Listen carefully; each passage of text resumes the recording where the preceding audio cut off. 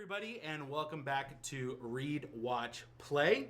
I'm your host, Tony Cox, and with me is a very special guest, Mr. Spectacular himself, Spec, or as I like to call him, the Joker understudy. What shade of purple is that? This is Sapphire Smoke. Sapphire Smoke. It's a hazy blue. It takes me a lot of work to get this color. I don't want to reveal all the trade secrets because I don't want everybody copying my style. But. No, I understand. And as you'll notice, Cliff is not with us today. He had a slight family emergency that he had to deal with. So Mr. Spectacular here is living up to his name and is going to jump in and sub in for Cliff. And Cliff will be back next week as we jump back into what we read, watched, and play. So this week might be a little different, because everything that we had planned kind of went out the window. We've got a lot of stuff to talk about, especially later in the show. We're going to talk about the watch list, some changes to some Heroclix figures. But I think most of today some of today, we'll get to know our guest host. We'll talk about what he likes to read, what he likes to watch, if he's excited about anything coming up soon. So let's jump right into that and head into our first segment of What Did We Read? So I gotta be honest, I have not read a ton of stuff recently.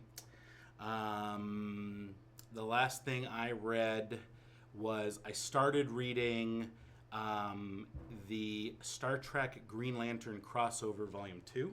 I don't know if you've heard of any of those from IDW, but they did a Star Trek The New Crew, the reboot crew, Okay. and Green Lantern crossover. Which Green Lantern? Hal Jordan and Guy Gardner. Okay, Guy Gardner. And it was really interesting because it's basically about how the DC universe is about to crumble. Necron's about to destroy it. And Ganthet, in one last act, uses what's called the Lost Light Protocol. And he has a handful of rings. He has one of each ring. And he uses his last ounce of power to teleport or to travel himself and other main ring bearers to a different universe to save them, Which is the Star Trek which universe. ends up being the Star Trek universe. And so, but the bad news is like he has one of each ring. Because I think he has to use all of them to do that power. Yeah. And so what then ends up happening is each ring goes off and finds New bearers. A new bearer. The only exciting. except for the Green Lantern ring. Finds a new bearer. So in the original in Volume 1, the violet ring goes to Uhura. The blue lantern ring goes to Chekhov. The indigo ring goes to Bones. Okay. So this grumpy Southern physician becomes compassionate. The Sinestro Corps ring goes and finds General Chang from the Klingon Empire, which is a younger version of the character of Christopher Plummer's character in Star Trek VI, The Undiscovered Country. And the Orange Lantern Battery goes and finds a Romulan. A Romulan senator or something. And so, and the Red Lantern ring goes and finds a Gorn. So there's like this lizardy Gorn guy. And then what happens is that all of the leaders of the corps are also transported. So Larfleeze is there, and he goes and finds the Romulan. Sinestro goes and finds the Klingons. Atrocitus goes and finds the Gorn. And then Hal and Guy are there. And I think Jon Stewart's also there. Actually, I think all three. Oh, and Kilowog. Kilowog's there too. And then, Ferris shows up. And Saint Walker's there. And I don't think there's an indigo ring bearer. But they... but anyway, so all this happened too. So now, in the second volume...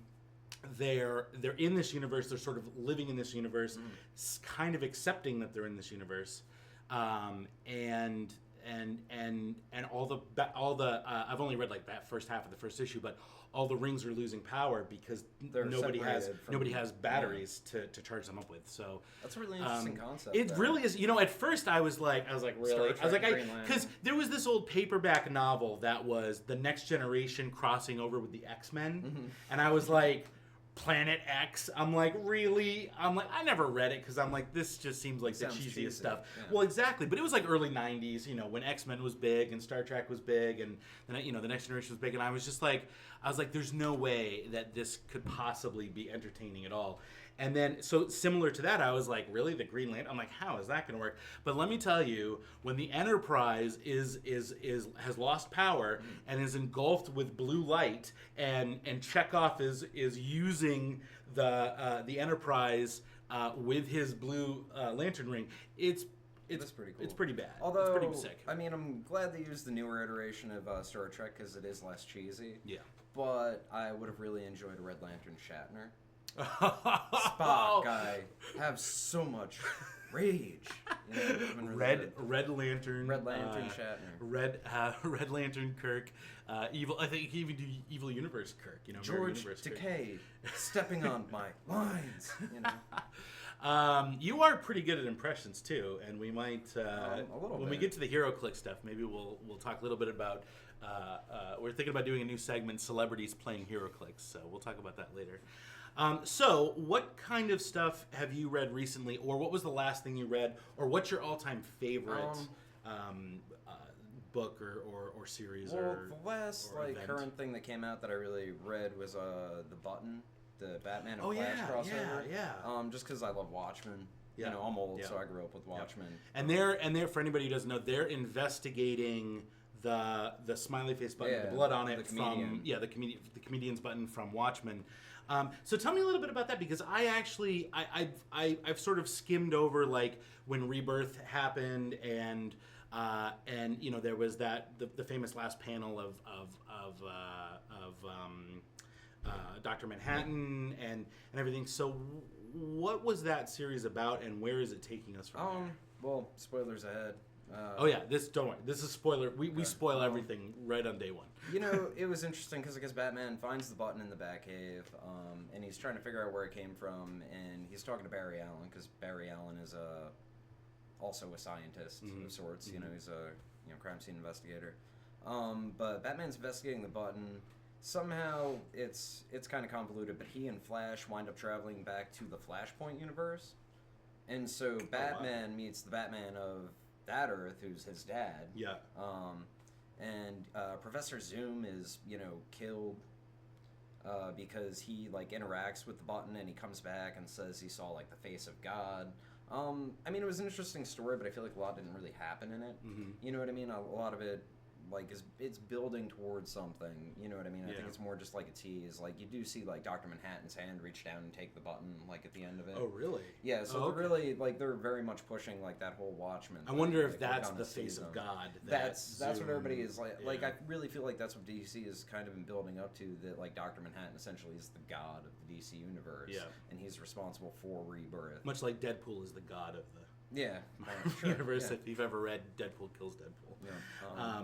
So did they take time in like when Bruce Wayne meets Thomas Wayne Batman, did they take any time to like flesh that out? And, they did, and have some emotional stuff in there? Yeah, really, I think the best part that came out of all that was Thomas Wayne, who's the Flashpoint Batman, actually has a really good conversation where he tells Bruce not to be Batman. Really? You know, he's like, you know, do it for yourself. You know, you know, that's basically like fruitless because, you know, Thomas Wayne has, you know, lost everything too. Wow. So, and like the end of the issue is, you know, you see Batman or Bruce Wayne, you know, he's at the, you know, Wayne Manor and he sees the bat signal and Alfred kind of walks up and he's like, oh, should I get your stuff together? And he just stands there silently for a minute. Bruce does? Yeah. Oh, wow. So, like, you know, the words his dad told him, you know, kind of like rang back to him later. That's pretty powerful. I would think if there's anyone in any universe that could, you know, adjust Batman's trajectory, it would be his father Thomas Wayne. Yeah, that's pretty amazing. So where do you think it's going from there? Do you think they're going to incorporate the Watchmen characters fully into the DC universe, or I honestly I hope not. Because I feel like Watchmen is such a different story than what, especially in like this day and age, exists in comics. I mean, I could understand the incorporation of Dr. Manhattan is kind of like a deity figure, and like he is responsible for all these things because he is so powerful. But then you have characters like, you know, the comedian Rorschach. These are based on pre-existing characters. Right. You know, Rorschach really is just the Question. Yeah. You know, the comedian's the Peacemaker. You know, they're all allegories. You know, because Alan Moore couldn't use the characters at the time. So. Right. I really hope they don't. Like, especially there was talk of like making the comedian like the original Joker or something. Really? Well, it's one of the theories people are kicking around on the internet right now. That's interesting. And personally, I don't like a lot of what they've been doing with the Joker, with the 3 Jokers, and you know, especially if they're gonna start introducing like characters, you know, from other continuity as the Joker. It feels kind of like, I don't know, it doesn't feel right to me. So, do you think it seems like maybe what they're gonna do instead is that the Watchmen universe is just a parallel universe, part of the multiverse. That's what I'm hoping, like part of the 52 or whatever they call it now, because, you know, they change the name all the time. Yeah, they do. Well, hopefully, this is sort of like a reverse, like, and I love how the New 52, like, it was this big reboot, everything started from number 1, they redid all this, they tried all these different, like, approaches to telling stories with these characters. And then they wrapped it up, which another thing I thought was kind of interesting was a lot of the titles ended at issue 52, which I thought was which is like, did they plan this all the time, or is this just like, oh, this will be a perfect place to stop? And then they backpedal and bring everybody back from the previous universe. But still the New 52 is like, there's these wakes, these waves coming out of it, and with Dr. Manhattan being a part of that, you know, it's fascinating to me, and it's, you know, it gets people talking though. I mean, like you said, everybody's talking on the internet. There's all these theories and stuff. So, so do you think overall this will be good or bad for the DC universe? I mean, only time can tell. I mean, there's been storylines before that I was like, oh, this is gonna be terrible. But they found a way to make it compelling and, you know, put a good twist in it, or it was well written. I mean, I'm excited. Like, you know, I love the Watchmen characters. I mean, it's a good thing and a bad thing, because like, these are characters that are very popular, and like, you know, DC wants to sell, you know, the old trades of Watchmen and their before Watchmen series, so they want to keep the characters, you know, like in the continuity somehow. But at the same time, like, Watchmen's like one of those things that's really special, and, you know, people hold it with a lot of regard and don't want people like kind of putting their fingers on it. So it could kind of cut either way for DC. You know, it could be a big success. You know, people could really love it, but also, you know, people could look at it and be like, oh, this is terrible compared to what came before. I think, too, if I'm not mistaken, I was at a seminar with the DC guys, and they actually mentioned that new Watchmen stuff was coming. And I think this could be them gearing up to go towards that. So, and I mean, I'd be okay with that. I'd love to see another Watchmen in Heroclix. Yeah, I mean, I have a Dr. Manhattan. Yeah. You know, we know. Yeah. You brought that here a few times. So, that would be kind of cool, actually. And you know, they've been doing this thing where, you know, Turtles, you know, Ninja Turtles is modern. You know, I think the new Monster stuff is going to be modern. Yeah. And the new Star Trek stuff is going to be modern, which is very exciting. It is. It's always good to see more variety in the game. Oh, yeah. I've had a lot of arguments kind of with people that they do the target mass market gravity feeds for the Heroclix, which a lot of people don't like because it makes the exclusives harder to get. Right. Because, you know, the distribution's really poor. But what I always say to people, it's like, why wouldn't you want more people to get their hands on these products? You know, because not everybody has a comic shop, not everybody has a place like Kerwin's. Yeah. You know, it's nice to be like, I wish I could walk into Target and buy a 5-figure booster. Yeah. You know, I don't understand why they don't do that. Well, I think they want to maintain the. I mean, the WizKids knows the brick and mortar stores are their bread and butter. I mean, they even instituted, you know, buying caps so that internet sales would be curbed and people weren't blowing out their product. I mean, I think they're really trying to maintain the value of the product, which is great. And I think that compared to other games like Magic, Pokemon, I mean, I think WizKids does a great job of maintaining the value, maintaining the integrity of the product in the brick and mortar stores, and then they give the mass markets a little slice of it, and that, as you said, only helps bring people into the game. So So we like to do this little thing on the show where we approve by wooing or disapprove by booing. So the Button series that you read, woo or boo? I give it a woo, not a super Like a soft woo? enthusiastic Sure, woo. sure. You know, That's not a Ric Flair woo. No. not a woo! not a Ric Flair woo. Great. Well, cool. Cliff did check in with us in the chat, and he's doing well. He loves your haircut, by the way. Nice. So, Cliff, I told him he looked like an emo Crispin Glover, which that's saying something if you know who Crispin Glover is, or like George McFly's understudy. So. So yeah. So anything else? So what's your all-time favorite series of comics or event, or because I know you're a huge Joker fan. I am a huge Joker fan, but oddly enough, like the Joker doesn't really play a lot in like some of my favorite runs of all time. Probably my favorite comic of all time is the Chris Claremont run on X-Men. Okay. Which was epic. I grew up with that. You know what I mean? It's one of the things that really pulled me into comic books. Also a huge Spider-Man fan. That's good. Adam, our friend Adam, says we don't give Marvel enough love on the show. Yeah, so. I mean, especially like the early stuff, the Stan Lee and Steve Ditko stuff is really amazing. Then even later, you know, with John Romita and like other guys, David Michelin, I grew up with when Todd McFarlane was the penciler. So I love Spider-Man. The Avengers with Bendis. I know Bendis is kind of one of those guys that people love him or hate him, but I thought his Avengers run was incredible from Avengers Disassembled all the way through the end of Siege.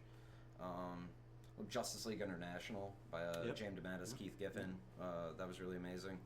I'm actually rereading 52 right now. I don't know if you've ever read 52. I have not read 52, but I may even have some copies of 52 laying around. But I definitely know. But I know that's amazing. One of the writers on that is Grant Morrison, who I love. Yep. I love Grant Morrison's X-Men stuff, his Batman stuff. Yep. You know, Grant Morrison, really talented guy. I'm actually a huge Jonathan Hickman fan. I wish I'd read more of his stuff. I highly recommend his first big splash was the Nightly News. Mm-hmm. It's a 6-issue series, very cutting edge. I'm pretty sure it won an Eisner Award. Mm-hmm.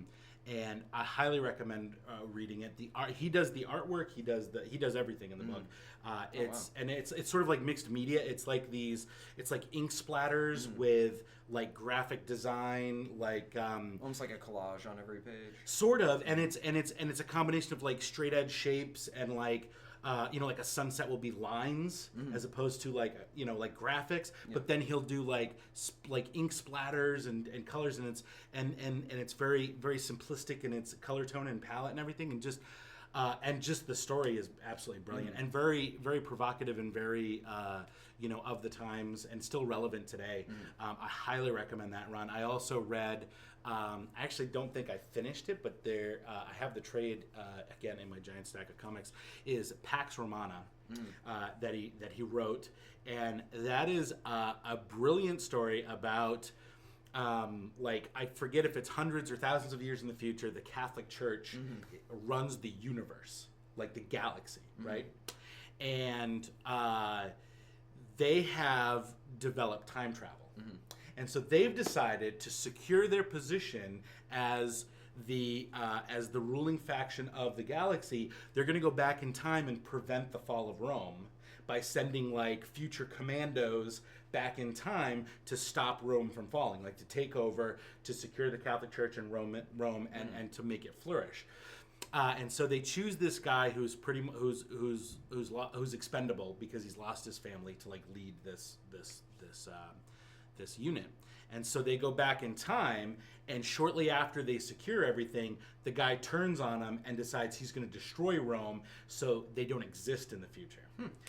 And it's out there, man. Good. Should. I think that's right up your alley too. You definitely love it. Like that. If I can find the trade, I'll let you borrow it. But he did the whole Infinity Run, the latest Infinity Run in Avengers. Yeah, I have I've read some of his Marvel stuff. Like I think he also did a little bit of the Ultimate Comics Ultimates too. Yep. So I read some of that, and I read I think he did a lot of the Time Runs Out right leading up to what was it called? Secret War. Yeah, he did a lot of Time Runs Out, and I thought that was a really good story. Yeah. It was really interesting. Because he peppers these little things in that mean nothing in the issue, and then 2 years later, they're back and they're relevant, and it's all helping. I mean, he's a brilliant writer. He's a super talented guy. So anything else you want to talk about with comics? Comics. Oh boy. I mean, I've read so many. I still read The Walking Dead. Walking Dead. It's pretty popular around here. Yeah. So. Walking Dead's good stuff. It's so hard to keep up with new comics these days. It really is tough. I mean, I definitely recommend people buy what they like and read what they like. So, well, all right, let's move on to our next segment, where we talk about what did we watch. So what have you watched recently that's been exciting? I know you haven't seen Spider-Man yet. I haven't seen Spider-Man. Which is great, by the way. Yeah, I don't really make it out to the movies much. I still haven't gotten to see Wonder Woman. You haven't seen Wonder Woman yet? I haven't seen Wonder Woman. All right, you're going to have to leave the show. Yeah, I know. I saw Guardians of the Galaxy I should have checked your credentials before you came on. I saw Guardians of the Galaxy 2, but I had a couple of drinks beforehand, so my recollection of it is a little fuzzy. All great movies. Wonder Woman was even, I think, slightly better than Guardians 2. To see it. And Spider-Man is just couldn't get around to it. Yeah, unfortunately, like most of the stuff I watch is at home on the internet. Sure. Well, do you watch any of the Marvel Netflix stuff? No. No, none of it. I'm terrible. Oh, you gotta we're getting Defenders here pretty soon. I know. You gotta get caught up on all this stuff. I get excited for all this stuff, but then it's like I don't have time to sit down for 45 minutes and watch one episode, let alone 10 episodes and. Yeah. So besides Guardians 2, what was the last thing you saw? I did see some of the newer episodes of The Flash. Yep. Where they were did like kind of like the whole Flashpoint thing on the show. Yep. Like I caught a little bit of that. That was kind of interesting. I mean, Flash isn't a show I really follow. Yeah. But I mean, I kind of enjoyed what they did with it. I mean, I don't know if I'm gonna like continue to watch the show, but it was an interesting kind of twist. Yeah, it was great. It's funny because hardcore fans of that show thought that they didn't do enough with Flashpoint because it literally lasted like 2 episodes. Yeah. And then we're like, really? And then they keep referencing it later on. And but that's interesting that you sort of dipping into it, you kind of enjoyed that. That's pretty cool. I think a lot of it was that it was like a storyline like I read, like I was really familiar with. So it was interesting to see it translated, almost kind of like when they did Civil War in the Captain America movie. Yeah. Just to see what they changed to make it work in that medium. Yeah. Did you see anything before the Flashpoint episodes? I've seen bits and pieces. I definitely don't like follow it.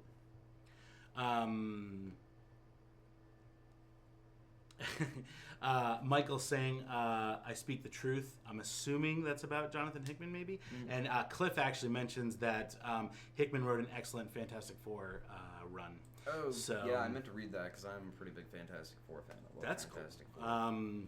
What do you did you see the news about the Fantastic 2?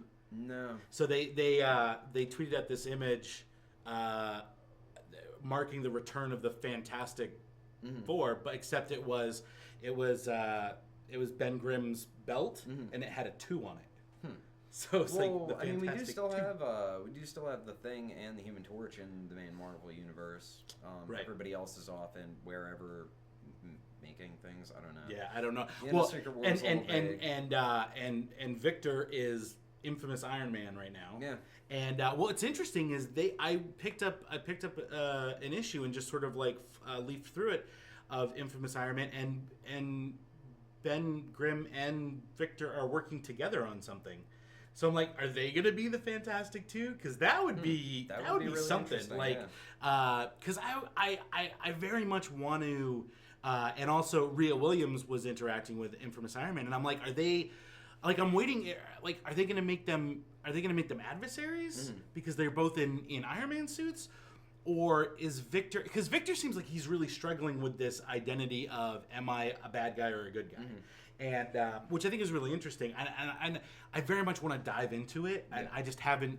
time is just such an issue. And those are such good stories, like stories of redemption. Yeah. Yeah. Everybody loves a redemption story. So what's interesting about The Flash, going back to that, is that post-Flashpoint, a lot of little things changed with the characters that were a result of what Barry did, that it caused some lasting effects afterwards. And it's interesting that without seeing that stuff beforehand, you may not have recognize the weight of that stuff. But it was very interesting. You see any trailers recently for stuff? You know, I saw the Justice League trailer. A lot of people Yeah, are like, yeah. Yeah. I'm really excited. I'm super excited about Batman v Superman. When I saw that logo for the first time at Comic-Con, 4 years ago or whatever, I almost fell out of my chair because when I was a kid, Superman and Batman were my, I wanted everything to do with. I mean, Superman was my favorite superhero as a kid.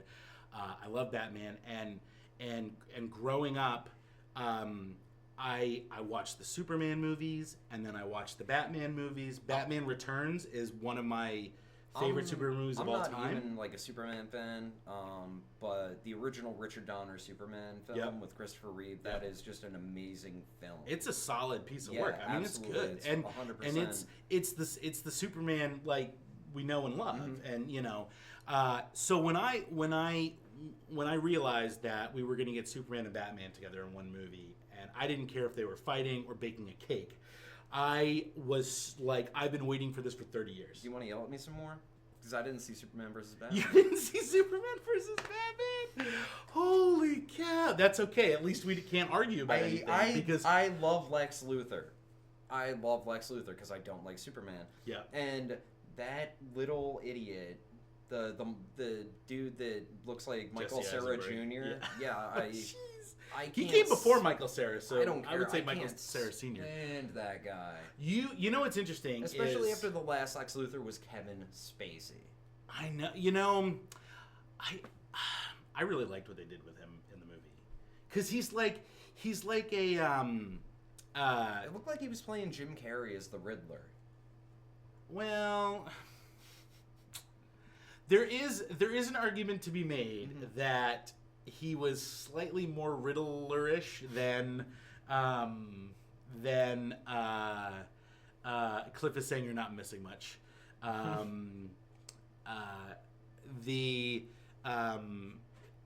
He's slightly more Riddler-ishness than Lex Luthor. However, I don't know. I really liked what they did. He's almost like a who's the guy that owns Facebook? Who's the guy that did Facebook? Oh, you mean the guy he played in that other movie that he was in? He's basically like a evil genius version of him, and he's not the Lex Luthor that we know and love from other entities, which is fine by me. I mean, you have to change things occasionally. Like Suicide Squad. I loved Suicide Squad. I loved the Joker in that. And I know a lot of people were very like, oh no, after Heath Ledger, like nobody ever could, whatever. You should have seen what people said when Heath Ledger was hired. Oh, exactly. Like, what? The guy from 10 Things I Hate About You? What? Which is another movie I love. Yeah. Well, it's so. I liked what they did with what Jesse Eisenberg did with the character. I think it's fun. I'm more excited to see what he does next because I think now we're getting into because before this, but during Batman v Superman, I know you haven't seen it, but his motivations are very much like, this guy's all powerful. And he can't be that good if he has all the power. So we need to rein him in. And he's a little psychotic, which is cool, which is fine. Well, as Lex Luthor should be. But it isn't until the end of the movie, obviously he, spoiler alert, the good guys win to a point. But now Superman and Batman have bested him. And now there's that revenge. So now it's like and he when he went to prison he shaved his head, so he's very much more of what, and he's the other thing too is there's a connection between him and Darkseid. Really? Yeah, because at the end he's like Batman visits him in his prison cell, and he says the bell's been rung, he's coming. Or something like that. Yeah. He says like ding dong, the bell's been rung, and he's insinuating that Darkseid is on his way. So I think that I think it's possible that either either he's working with Darkseid and that's kind of like sending him into a dizzy, or because there's a deleted scene with Steppenwolf distributing mother boxes, and so and we know Steppenwolf is going to be, I think, the chief villain in Justice League. Oh, okay. And so, so I think that he may have just sort of like gone off his rocker a little bit, and that's why he's kind of acting sort of crazy. And I think that it's quite possible we're going to find out that the whole reason why he tries to get, because spoiler alert, he basically sets up the fight between Batman and Oh, Superman. yeah. And so, I mean, he I know orchestrates it, everything that happened in the movie. I just So- didn't actually watch it. So I think that maybe because he knew Darkseid wants Superman out of the way, and so you know I'm anxious to see what happens next. I think he's in Justice League, so we'll see how that's gonna go. Yeah, I'm definitely gonna see Justice League. I want to see Khal Drogo as Aquaman. Yeah. I don't know how they made Aquaman Dude, cool. But so they did. 5 years ago, if I sat there and said, we're going to get a Justice League movie, and when we watch the trailer, the best part of the trailer is going to be Aquaman, and you didn't know who was playing him, would you laugh at me? Slap me? You would be like, that's silly. You mean Waterman? Like, come on. Yeah, like, no. The guy super. that talks to the fish. Exactly, exactly. Michael also, by the way, says to check out the Black Panther teaser. I'm assuming he means the trailer. Did you see the teaser trailer? It's very cool, by the way. You should check it out.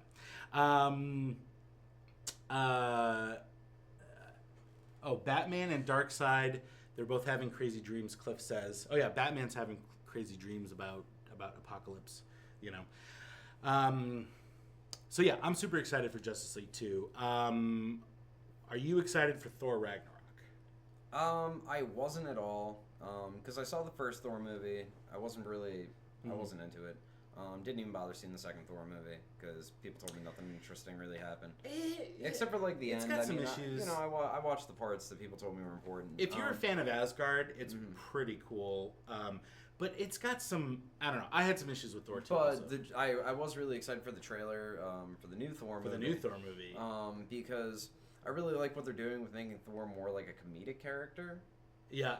Which to me is a lot more like how he was in the Ultimate Universe.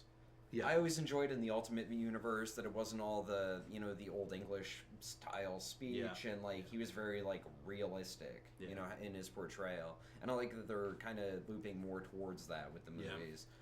I mean, people have a lot of negative things to say about the Ultimate Universe, which isn't even around anymore. But it's like the movies seem to have drawn so much of their inspiration from that. Well, yeah, absolutely. And what's funny is I obviously I'm a huge DC fan. I was as a kid. My first introduction to comic book Avengers was the Ultimate Universe. That's the first thing I read. I met somebody in New York City. We used to take the Staten Island ferry back and forth together. I was reading comics. He was reading comics. We were sitting across from each other. We started talking, and he said, "Oh, you got to check out Ultimate Avengers." Yep. And I was like, "Oh, okay." So he gave me a couple of trades of Ultimate Avengers, and holy crap! And I was like, this guy looks like Sam Jackson, And I'm like, this is crazy. So that was my introduction to the Avengers in comic book form. Was the Ultimates Universe. 1 and 2 still really holds up. Really, I mean, good, the later stuff is kind of questionable here and there, but those first two trades are just amazing. Are really good. And so then, when Iron Man came out, I mean, this was literally the year before Iron Man came out, and nobody knew about Sam Jackson being Nick Fury. Yep.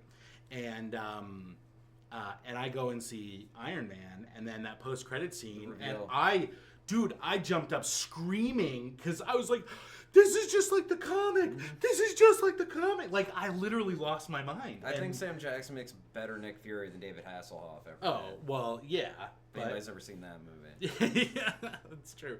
Although news just came out that James Gunn, I believe, is directing or producing a music video of. I don't know if you watched when you watched Guardians 2, if you remember, but during the credits, there was this song playing, and then it was like this medley of stuff, and there was a guy rapping that it was actually David Hasselhoff, Eh. and they're doing a music video for that song. And let me actually pull up the we'll pull up the picture here because this is too good to pass up. I actually forgot about this news item, and let's see, David Hasselhoff. Not age. I don't want to know how old he is. Thanks, Google. You know, man, I do have to admit I am kind of a David Hasselhoff fan. I grew up with Knight Rider. Oh my God, Knight Rider. All right. So look at this. This is the promotional picture for. So let's put this up on the screen here. Hang on. Let me see if I can. All right. So this. So let's get this. All right. So this here. Actually, and I'll just show. We'll show everybody the.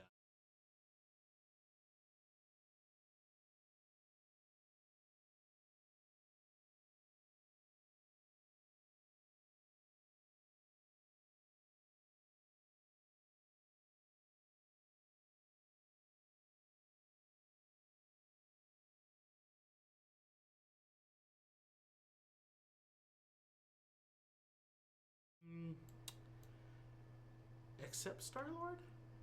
So I see. So all the way to the left is Nebula. Mm-hmm. And who's that? I think that is Star-Lord. Is that Star-Lord? I'm pretty sure. That Chris? That's Chris Pratt, I think. And then next to him is the woman who plays Mantis.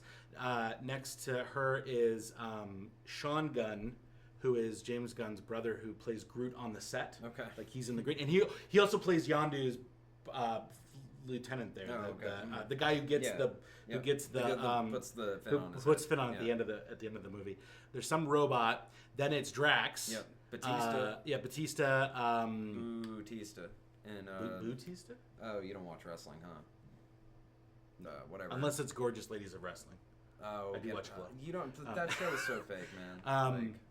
No, did you see the Netflix show about? It's like the show isn't accurate at all. Well, it's not. Well, no, but it's a fictional show. Well, that's it's not fine. supposed. There's fine. also you could watch the documentary about it. Oh man, I'm pro wrestling nerd. I'm gonna take it personally. Zoe Saldana Yes. and Michael Rooker. Yep. And then Gotta love the Rooker. And David Hasselhoff there in the. I mean, that suit alone just looks incredible. And the funniest part is I knew that there was a song that David Hasselhoff rapped in for the movie, and I was like, oh, that's really cool, that's really funny. And then I start watching the movie, and Star-Lord says, oh, and I grew up. Peter says, when I grew up, I told people my dad was David Hasselhoff and he was whatever. And I was like, oh, that's kind of funny. And then at the end of the movie, Ego turns into David Hasselhoff. And I was like, this is amazing. This is so meta. This is so great. So that's really cool. I cannot wait to see this music video. I can't believe I forgot to put this on. Doesn't this look amazing? I'm pretty excited for like it. this just looks like it's going to be off the hook. I can't believe that they're even doing that. All right, so let's go ahead. This we'll have a lot to talk about in this segment. I have a lot to talk about in this segment. So let's go to. Before we get there, can we talk about your cushy chairs? Oh, do you like the chairs? These are really nice chairs. The only downside is that I don't have a giant white cat to sit in my lap. No, Mr. Bond. Yes. I expect you to die. I don't. People can't even see. Oh, there's the it's back. Too bad. These are really nice. Here's chairs. the back. There's the back of the chair. For all the people at home, just office they're really chairs. nice. I literally They're pulled. nice I mean, office I'm chairs. literally sitting in my office chair that I sit at my desk. Oh. That's like literally My office at home isn't nearly this nice. Yeah. Cliff also says that the Ultimate Spider-Man, 100 issues of the Ultimate Spider-Man is really good. Mm-hmm. Yeah, I really enjoyed that. Yeah. So, all right, let's talk a little bit about what we played. Now, you actually played in a tournament that we had here on Sunday. Yes. That I've been to was 2 tournaments here in the past week. Oh, that's right. So the The first one It was the Dormammu event. was the Dormammu event. Oh, that's right. I think Cliff talked a little bit about that too, and we talked about some of the stuff we saw. But so tell us what you played for the Dormammu event, which was 400 points limited. Yes, I'm trying to think what exactly I ran. I know I ran. You know what? I know exactly what I ran. I ran Jakeem Thunder. Yep. I ran Goblin King at 75 points. I had the Haha Joker. I don't remember exactly how many points he was at, and I also had the Penguin from the main set, Joker's Wild, the one that makes little penguins. Yep. I'm trying to think. I probably had Harley's Hammer on there. Oh, and the Bat Knight, because the Bat Knight goes on every team now. Well, that's the thing is so after that event, Cliff and I talked about Goblin King. Well, we talked about Haha Joker and Bat Knight because I saw everybody had those. Yep. Yeah, that Bat Knight is ridiculous. I've been waiting to get one because I'm a huge Batman fan. My Heroclix at home. I have a huge Batcave display. I have the actual Batcave. It's a thing. But yeah, the Bat Knight is incredible. I love the Bat Knight for his utility because he's great for blocking line of fire. But because of his giant size, he can also carry stuff like Jakeem Thunder and the Goblin King. Yep. And then additionally, he can carry something else. So it's a really handy piece. The Dormammu event was really fun. Everybody really brought their A game. There were a lot. Teams are really meta, man. Everything's got Jakeem or the Goblin King. Pim tanks, all that stuff is Pim tanks. That's another thing. We didn't have it at Dormammu. And something with colossal the retaliation. base restriction, but right. It was the limited. But on you Sunday, you could run just the. Well, but then you can't replace it. Right, and you don't get the 2 damage. So. But Sunday, the grand reopening event. Yep. That was, Sunday 300 was modern. 300 modern, straight modern, and so what did you run? It was a new team. I won the Dormammu at the Dormammu event. It was so new, it was illegal. But Dormammu wasn't what made my build illegal. Funny thing, last week at the Dormammu event, Tony jokingly said to a player I hadn't played before that I cheat all the time. It was a joke. It was a joke. I mean, I was just kidding. I do cheat, but we're not going to tell everybody that because I don't want to blow my spot up too much. But on Sunday, I brought an illegal build. I had a special object and a resource. I had Harley's Hammer and Supreme Intelligence. To be fair, that is something very easily to overlook because and you even played. How many games did you play, and how many people caught that? I played 3 games. I played against a local player who's very on top of the rules. Probably our best local player, Billy. Yeah. And he very much is. He knows the rules, and he'll say, "Oh, isn't I don't think you can do that," or whatever, and he didn't catch it. No, not at all. It was hardly game breaking. It was just I had 5 points left over, and I was like, well, I don't want to use an ID card. I'll just throw Harley's Hammer in my box. Yeah. But it was I ran Goblin King at 75. Haha Joker at 50 points. He had the Supreme Intelligence on him. The Bat Knight, because the whole plan is to get that Supreme Intelligence out on click number 1. Right. 900 points of hit you anywhere on the map. Yeah. God, that's so good. I ran the Giant Man from the new box set, the one that comes with the Pim Tank. Yeah. I ran the Pim Tank because my whole plan there is use the Colossal Retaliation with the Giant Man to place the Pim Tank because then I get it out on the 100-point line. I did pull that out on one player, and it really just ruined his life. The Bat Knight, that might be the whole team. Oh, I also had the Colossal Dormammu on his Colossal Retaliation click. Oh wow! How many points was Giant Man? Giant Man's 15. Dormammu's 35.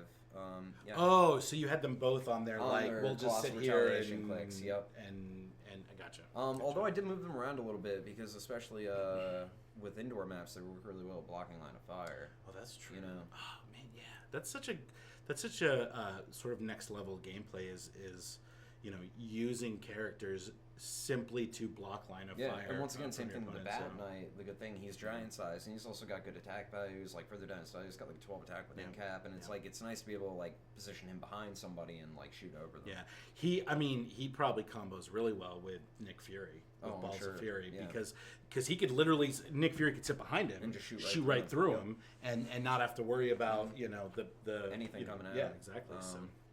But yeah, it was really hairy on Sunday, man. Everybody really brought some nasty And teams. you came in second? I came in second. Yeah.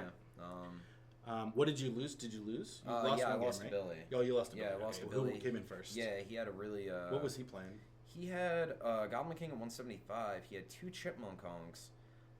He had a Proteus, which starts off equipped with one of the Chipmunk Honks. Oh, right. Yeah. That's right. He told me about. He showed me this team. Oh boy.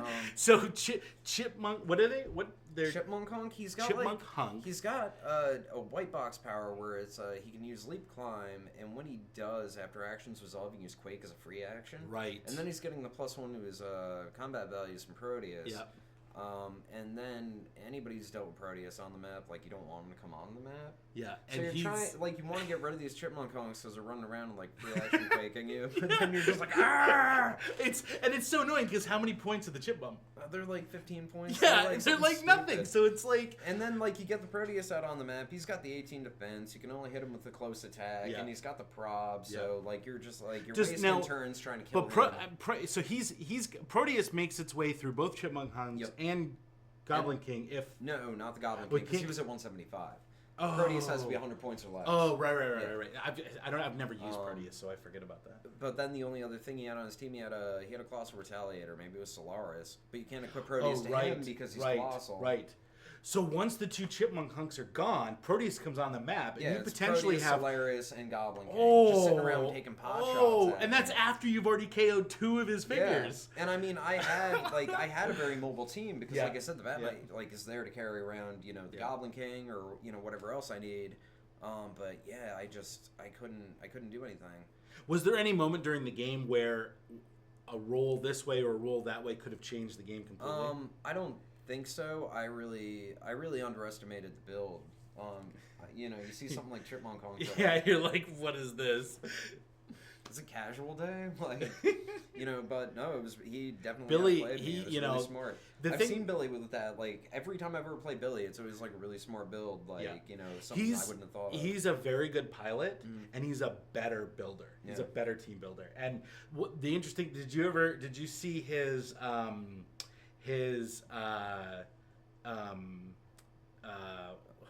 what was it? It's not that stupid, like Valkyrie jar. No, team, well, there was that one. But did you ever? More recently, he played his Namor on the throne from Civil War, and Valkyrie from Fear Itself. Oh, because she has the thing when the guys get KO'd. Right? So here's what he does. Okay, did you see this team? There was an older concept that probably utilized a similar thing. Okay, so turn 1, double power action Namor, and you put 2 Atlantean Pogs on the map, right? And then you give each of them a move action. Okay, then you pass turn, right? Then on your next turn, you move one of them up to push it to kill it, push it to KO, and then replace it KO. Side of the map, right? You can place her in a character that's just been KO'd. You place her there. So you place her in that, and then she can charge Flurry Blades, I think, right? So she does a bunch of damage. Then your other Pog, you move back to the starting area, and then push it, KO, she places, you put it back, and then you clear Namor because he didn't do anything that turn. And then next turn you do it again. You start the cycle over. And so meanwhile, your opponent has to make his way all the way across the map to do anything, and before he gets there, you've already KO'd 2 of his figures. No, it's really clever. Yeah, he's really good at figuring out those combos and stuff. I really admire stuff like that because, like, especially like myself, like I really try not to like grab the most common meta pieces. You know what I mean? Yeah. And even when I have like a meta piece, like I try to think of a different way to utilize it. Yeah. You remember the bomb team? The bomb team. I love that team. So tell us what's on the bomb team. The bomb team is. By the way, now can you play? You can play it at 300 because you played it in an ROC. I can play the bomb team at 300, but the problem is the White Rabbit retired. Oh, right. She was Trinity War. Right. I think that's the only piece that's not still in Modern. So tell us about the 300-point bomb team. The bomb team was the con exclusive Batman with the bomb, the 60s one. Yep, which is 35 points. Yeah, he's 35 points, and he gets this bomb dial. Yep. You can look it up if you need to know how it works. You can give it away to people. It's fun. It was Anarchy from the Joker's Wild, the Prime one, that places all the bombs. Yep. So he places bombs on the map. He places Yes. like 6? It's 6 bombs to 6 start. bombs. And he also has a white box power on his first click and like further down style 2 where he can place additional bombs too. Okay. And then like once When- opposing characters are in proximity, you can roll a die. Yeah, and you can potentially- choose to. You don't have to. Yeah, you don't have to. And either. then if they go off, they deal take 3 damage. And I also had on that team the penguin that makes little penguins, the Ha-Ha Joker. Which the penguins have pulse I wave. was only using the pulse wave penguins. Yeah. Exclusively. I had the Ha-Ha Joker and the White Rabbit. I think that was the whole team. And the whole concept was the beginning of the game. Batman with the bomb gives the bomb to the White Rabbit. She can double power action, go almost anywhere on the map as long as it's outside of a line of fire of an opposing character.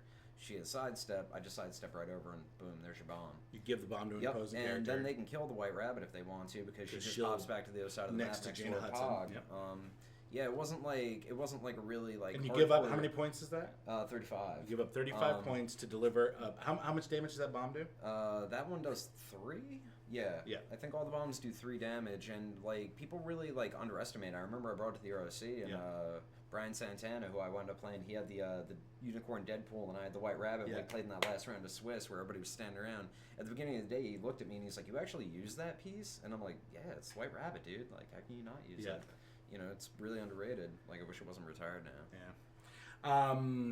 Yeah, that bomb team is, because I played against a 400-point version of it. Yeah. Oh, right. And I played Leonardo, Turtle Leonardo with the soldier keyword, and the Punisher with the soldier keyword. Yeah. So it was a theme team, and then they each get their vans, the Turtle van and the Punisher van, added to the theme team. Yeah. They don't get it for free, but you have to pay for it. But they get Yeah. they can join the team without breaking theme. And I caught you off guard because I drove the Punisher van up, and I hopped out. Oh, I remember. Dropped the sniper rifle, picked up the sniper rifle, and then was about to shoot Jaina Hudson from across the map. She was the first target I went after. And you missed. And the rolled roll like a missed. 3, The 'cause roll missed. I think that you literally needed a critical miss or a 3 to miss. Yeah. Yeah, because you had like perplexed up your attack, and you I were was like, ready I'm to gonna kill go. that I was mob. ready to go. I'm going to kill Jaina Hudson, Nope. and then I'm going to kill White Rabbit so she doesn't respawn. Nope. And because I drove right past the White Rabbit, and he's like, that's interesting. And he didn't realize that. I don't know what it was. I jumped out. I free action dropped the thing. Yeah, Power and action I think this you and then sidestepped or I something. I There had was so many sidestep was the moves. thing. There was Yeah, so it was many like moves. it was like, and it's cross a sniper rifle, perfect exact range with the sidestep, and just missed the roll. Rolled a 3. It was. I rolled a 3. Yeah. I needed a 4 to hit, and I rolled a 3. And I with think no I had prob. like one prob on you that I could have used. Yeah. And I was like, all right, I'm definitely don't going to need that prob. He's still probably going to hit and kill Jaina. Yeah. No. So that was fun. So those are some fun tournaments. Now, some big news came out of the WizKids watch list. So they announced some changes to some figures here. So let's talk a little bit about this. Can I just start by saying I'm surprised the watch list changes happen so fast? It seems like it happened a lot quicker than it normally does.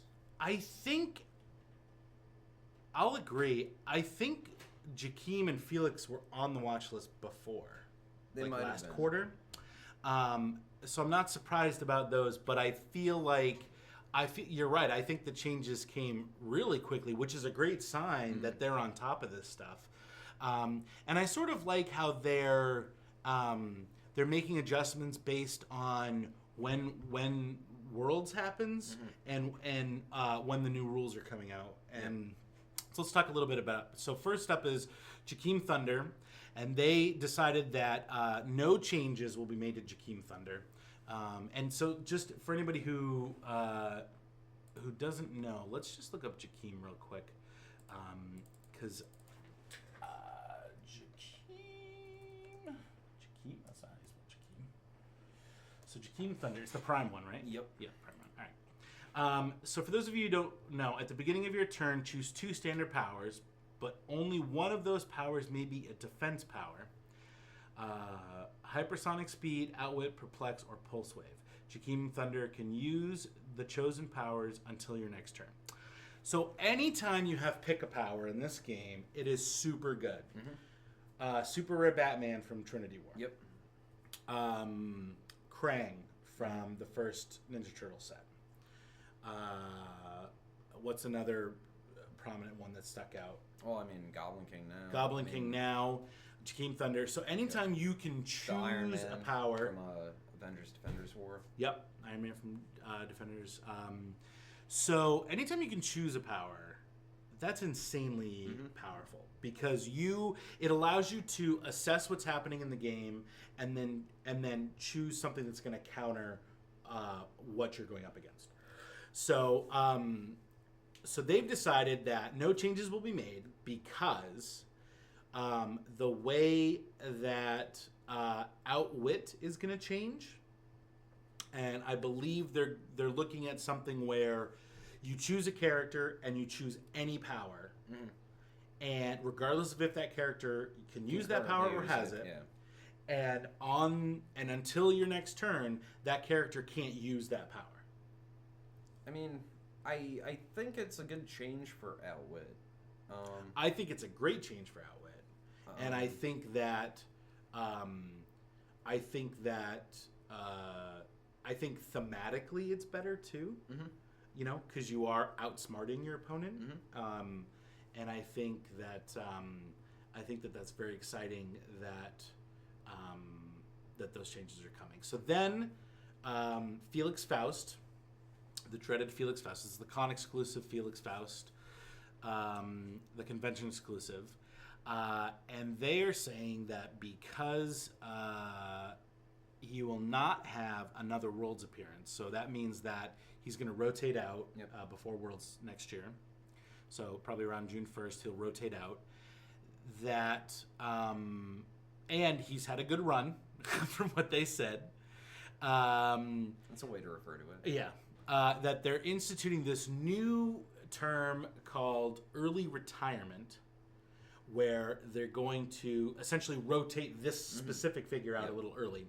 And that he is the first figure that they're going to do that with. So, so that means that he's technically not Modern Age for official tournaments or any Modern Age, formatted tournaments. So, what do you think about that? Personally, the Felix Faust thing doesn't affect me at all. I have literally never played against it. The only real competitive events I make it out to are ROC. He's been banned since forever. That's true. Yeah. Which like I said, I've never played against it, but like just when it came out, like reading all its powers and abilities and how the D20 works, it's like, why would you even make this? It just seems so unbalanced for like anything to happen in the game. Yeah. And especially like after it premiered, I remember reading all the results from that first World. And like everybody had it. And it was also basically like, do none of us want to play the game? Like, couldn't everybody just sit down beforehand and be like, hey, none of us are going to run this because this is a piece of garbage. Yeah. And we should send a lesson that they shouldn't make stuff like this. But instead, like, everybody had to play it because they want to be competitive, and I get that. They want to win. And the thing is anytime you create a scenario through game mechanics or game pieces or game elements in which the actual game cannot be played by one player, that's a bad idea. And that's absolutely what it comes down to. It's a bad idea. Yeah. And I think they've learned their lesson. I would hope, but I think especially with like this watch list in particular, it really sent a message that they've created a lot of these pick-a-power characters, and there's a lot of blowback on resources. There was a lot of blowback on entities because people were like, oh, now you can give any character any power, and it really seemed like that's not something the player base in large wants. Right. Which I can understand that. I wish.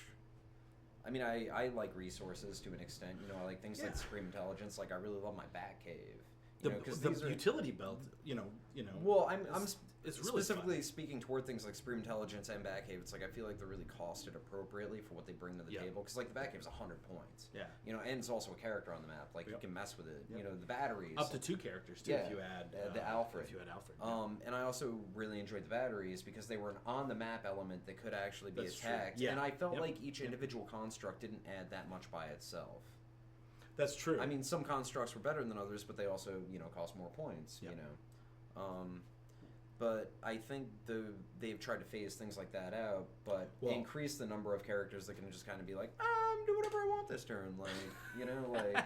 That's true, and the thing is we haven't seen a new resource, and I think they're like Supreme Intelligence and the Teleporter, the Just Like Teleporter. Yeah. Are the only 2 actual the only resources ones that are modern. In that are modern legal. So that's very interesting. And Howard won without an actual resource on his team. So that's very exciting to see the game going through this phase. Did he have a possessor? Did he have a possessor? No. I don't believe. Because I know he had a Goblin King at 175. I know he had a Pim Tank and a Symbiote, but I don't really remember his team other what. Oh, he had Mercury and Ironheart. Yeah, so he had so his old team was Goblin King, Haha Joker, right?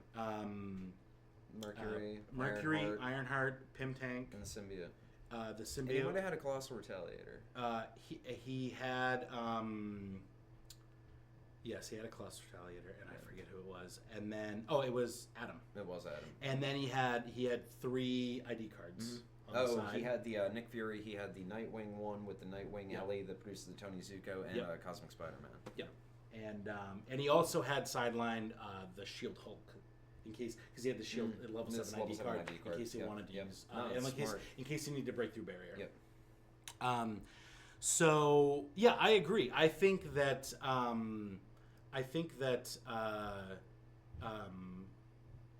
that you're right. They are sort of. I don't think they're overproducing pieces that allow you to go crazy with pickup powers. I think that they've produced 2 really good ones. Engineer, by the way, was another one. Engineer, Engineer was a good one. She was used a lot too. But she also had her shortcomings in that, especially on her lower point dial, it was very short, and she also didn't have any defense powers, if I recall correctly. That's true.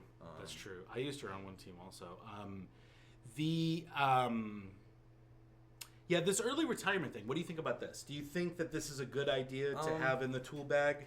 I mean, I suppose I'm okay with it as far as if they're going to limit it strictly to con exclusive pieces, like things that are released at odd intervals, and maybe they can say that the release date of certain con exclusive is a day, but then when it's actually available to other people is a different day. Because especially something like the Pim Tank, you have to buy it at a con unless you're getting it on the secondary market. So I think the street date on that is a little more liquid, and you can play a little fast and loose with that.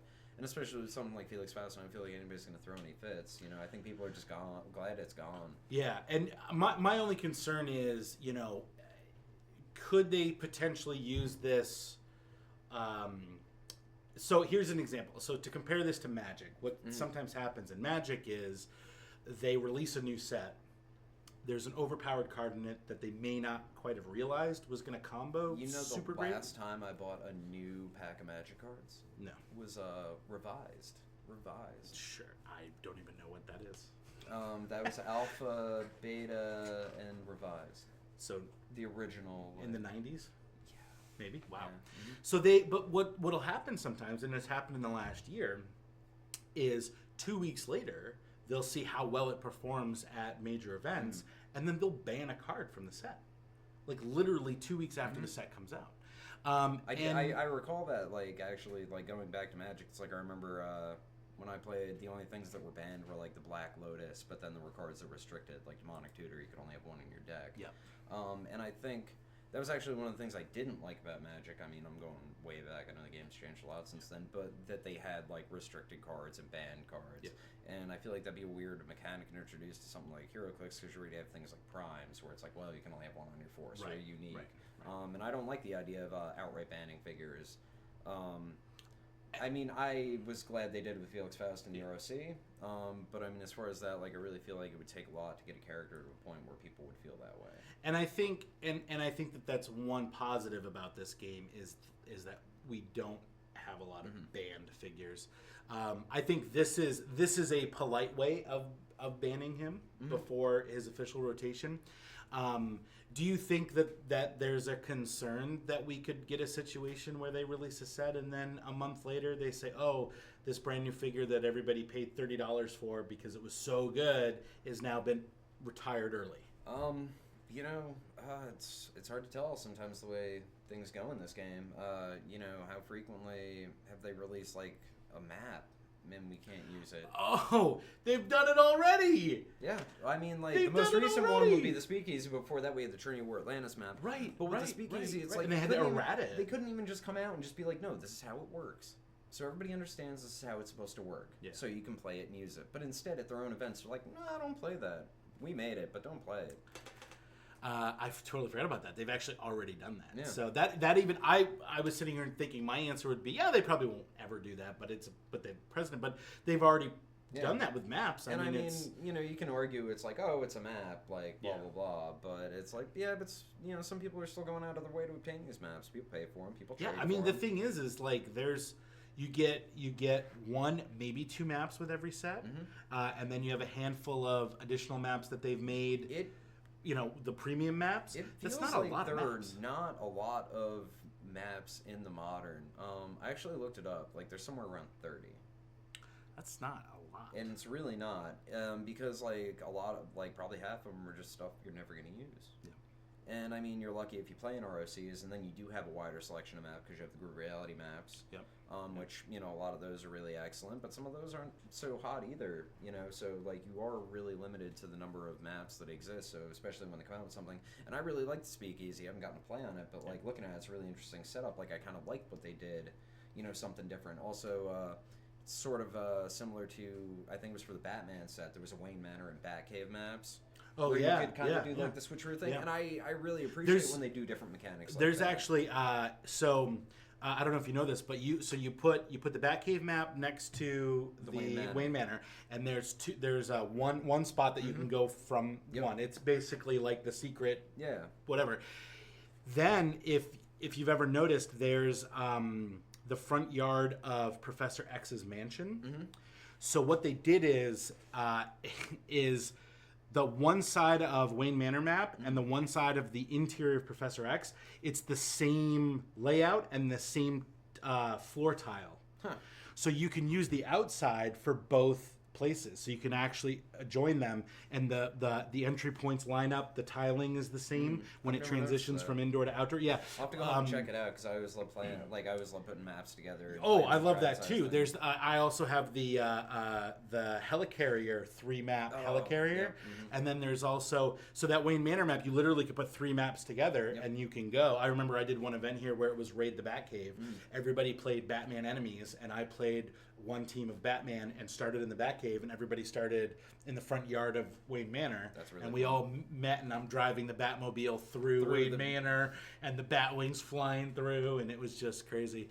So let's get back to the watch list here. So the next one on the list is the Pym Pocket Tank. So this deals with replacing it, and then when the damage is dealt. So the original wording was when an adjacent friendly character attacks an opposing character, the attacker may modify its attack value by -1. If they do and hit, replace Pym Pocket Tank with the big tank on its orange starting line with one of its squares adjacent to the target.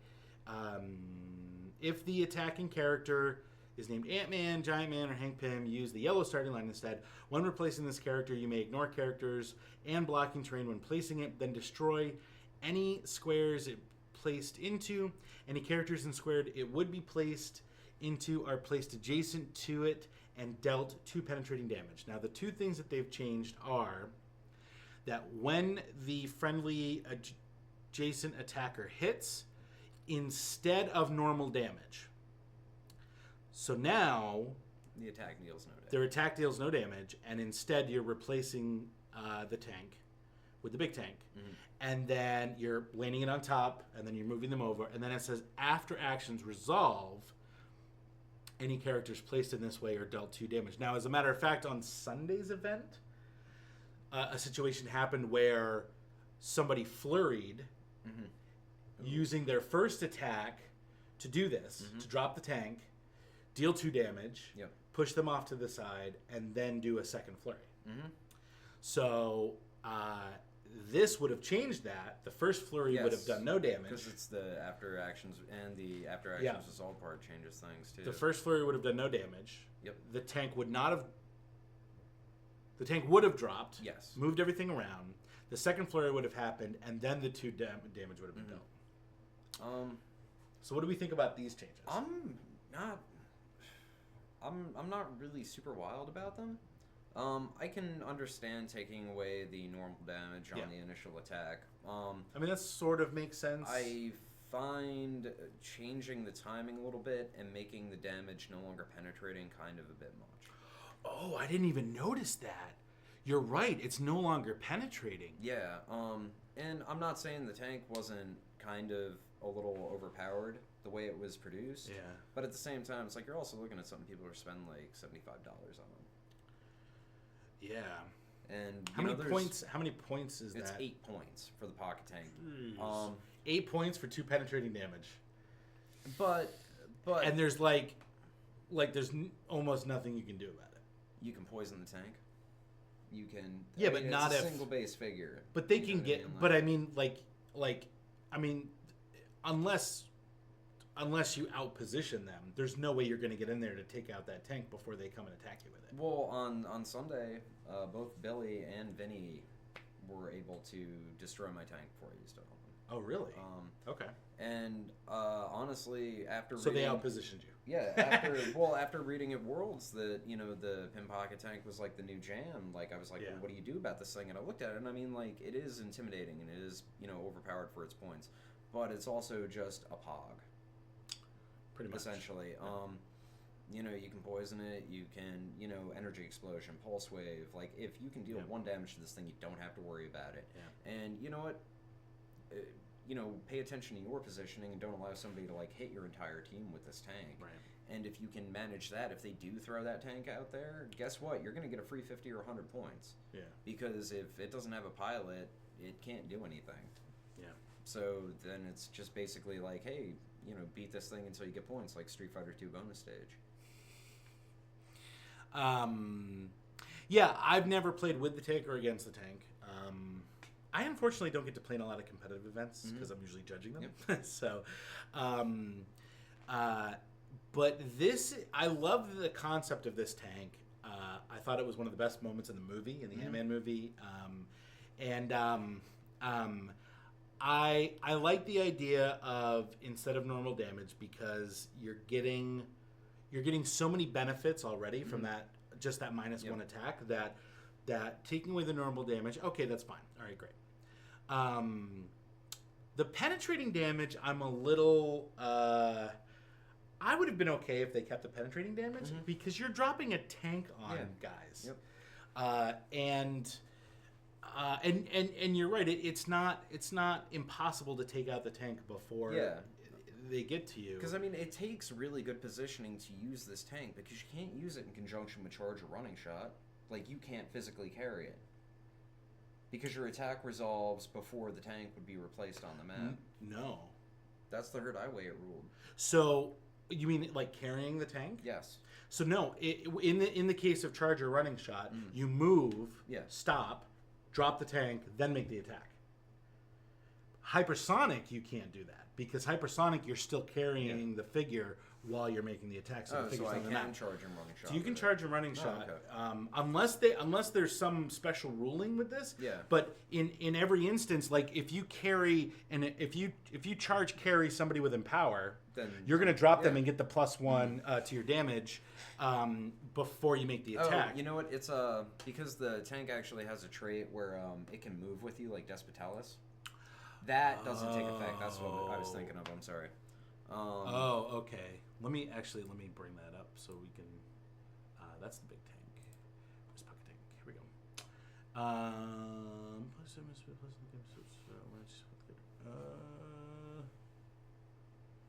When an adjacent friendly character moves and actions resolve, you may place Pim Pocket Tank adjacent to that character. But it can still be carried, can it? Yeah. That's where my confusion. So no. Yeah. So you can't use that trait. Right. So adjacent when an adjacent friendly character moves and actions. Yeah. So that's correct. So that trait would not come into effect until after the action resolves. But you could still running shot, still carry, charge, carry, and do that. And then once they change hypersonic speed, you'll be able to use it with hypersonic speed. Because that's changing to a move, attack, move, essentially. Really? Yeah. Oh, that's interesting. Assuming they stick with all the rules that they've already mentioned. That they've said so far. Yep. But I mean, I think the tank is very good, but I think it's also I think it is a finesse piece. You know, it's not just like you throw it on your team and automatically win. Right. I feel like a good, even with better players, I feel like 50% of the time they're losing the tank before they have a chance to utilize it. The timing thing too, I don't quite understand, because you're dropping a tank in the middle of an action. Mm-hmm. Why wouldn't it deal the damage immediately? The other thing too is if you're taking away the normal damage from the attack because you're dropping a tank, why wouldn't you then deal the damage as if that was the damage from the attack? So I liked it better before when it all kind of happened at the same time and they give you the option to choose in the order actions resolved. So then the last figure that they obviously changed was Goblin King. Mm-hmm. So the old one was you had 3 point values. On every point value, you could pick 2 standard powers until you choose again. Mm-hmm. So that, like Howard was telling us, that allowed you to sometimes use 4 powers in one turn. Yeah, absolutely. You'd pick 2 offensive powers. You'd pass your turn. On your next turn, you'd run in, use your pulse wave and your prob or whatever. Then you would pick 2 defensive powers, and that's 4 powers in that one turn. So now what they've done is, the first thing that they've done is they've said that the powers only last until your next turn, so they go away at the beginning. So you're not going to get the 4 powers per turn. You're only going to get the 2. And then the second thing that they changed is that he does not have power cosmic at 75 or 175 points. What's his top dial? 275. Yep. 275. So you still have room for a possessor. So how convenient. So that and in conjunction with how they're saying that Outwit is going to work, that's big, because at those lower point values, which is what you're going to play him at for competitive anyway, he can now be outwitted. I think the biggest hit he takes is at the 175. Because that 175 not having that power cosmic, which not even for the power cosmic, but for the willpower. Because he doesn't have willpower. Oh, that's right, because he doesn't have Indomitable printed. Oh, wow. I think that's really where he takes the biggest hit.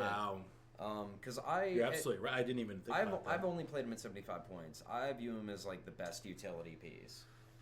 Especially when I was able to bust out 4 powers a turn. It's on one turn I could perplex and sidestep. Beginning of my next turn, perplex somebody else, sidestep again. It's then I can boost up my defensive abilities. So in 300 point competitive, has Goblin King turned from the best offensive piece to now a mediocre defensive piece? I think he's still gonna be pretty easy to use, because especially at his 175 for an extra 12 points, there's Supreme Intelligence on him. Turn it 1 click, and you'll have willpower the whole time. I think the second click on Supreme Intelligence is willpower and stealth. But you got to give him help from somewhere. You got to spend some points to give him some help. That's a good option. We might be seeing that over the next year. Even still at his point value, being able to pick, the always useful running shot pulse wave, or they didn't take away his picking powers, Like, they limited it, but Yep. it's still there. Because in my mind now it's is he? It's do you just play him at 75? You put him in the back and you give him you give him perplex or you give him TK, outwit or yeah. TK or do you give him support? I honestly never really saw him as Enhancement. But I mean, like, my playstyle, like 175 is more than I'm ever really going to invest in a single figure. Right. I'm more of a fan of this Swarm team, Right. the Shenanigans teams. So he didn't really play to my strengths. But at 75, like, I don't really feel like he's lost much utility. I mean, like, it's unfortunate that he doesn't have Power Cosmic anymore, but most of the time people are still going to look at his dial and not outwit him just because they see it on his dial. I'll be honest with you. I think that at 75, so at 75 he has an 8 movement phasing teleport. Yep. He has a 10 attack, an 18 defense with invulnerability, and a 4 damage. He has 7 range, 1 bolt.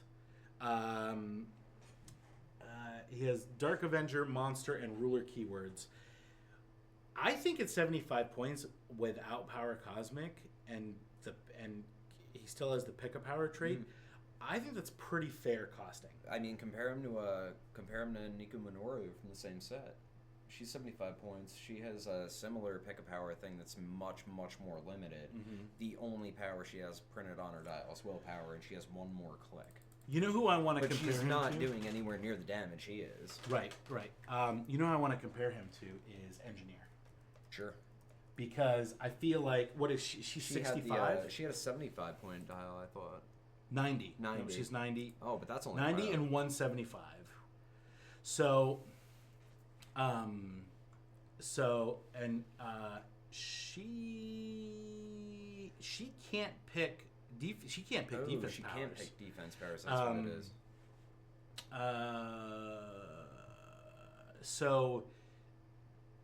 And her 90 point is only 4 clicks long, which is. So, and let me get Goblin King here at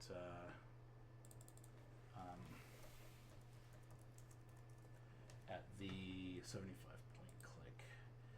So they have the same. So at 75 points, he has the same number of clicks as Engineer. Actually, let's throw this up on the screen so everybody can see with us here. So she has. They have the same number of clicks. His values are much better. She has Indomitable, but she's 15 points more. Same range, same bolt, and he gets to pick 2 powers and any powers. And he also has the traded if you miss him. He gets a Nightmare token.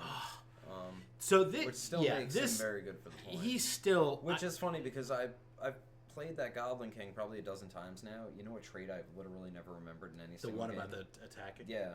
But now I'm gonna. You know, Billy pointed out something funny is if it's a Goblin King versus Goblin King, and one of you misses an attack, even if you let's say we're both playing Goblin King. Oh, it's one of those unfortunate wordings, isn't it? Yeah, I attack you and I miss. So now we both get -1. So I get a -1, right? And then no, it's only the person who has the token. Okay. But the problem is, okay, now let's say, I don't want to deal with that, so I'll pulse wave you. Well, guess what? It shuts off your trait, but it doesn't shut off mine, and mine just says whoever has one on it, -1 attack. Yeah, that's rough. That's pretty funny though. I'm gonna remember that. Yeah, you definitely remember that. I think that these are some fair changes. I think to Goblin King.